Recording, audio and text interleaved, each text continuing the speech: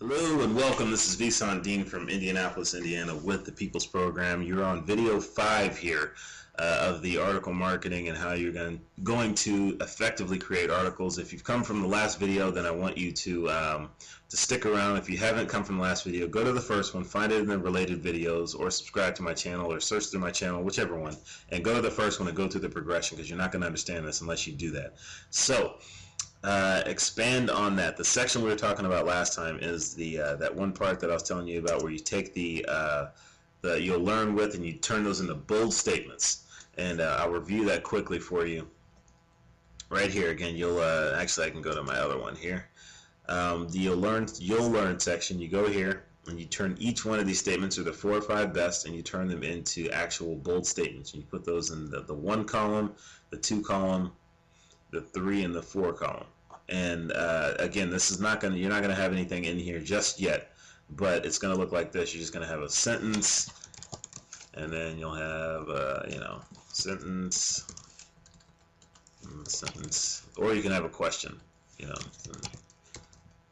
sentence. Okay, helps to spell right. So you'll have a sentence in each one of these.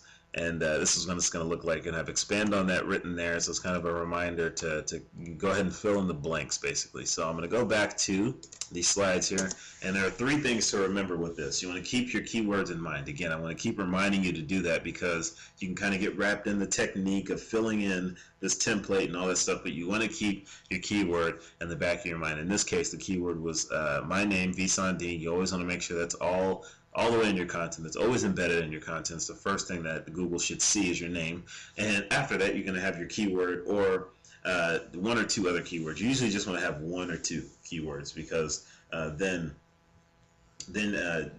your name will be overpowered by something more popular. Again, you're trying to build your name and build your brand here. So keep your keywords in mind when you're writing this, and don't force them in your content. Make sure that it sounds and flows naturally. Make sure that when you're reading it, it doesn't sound like someone just put a few words, some ands and thes in between, 50 million keywords. Other than that, I mean, Google's not going to like that.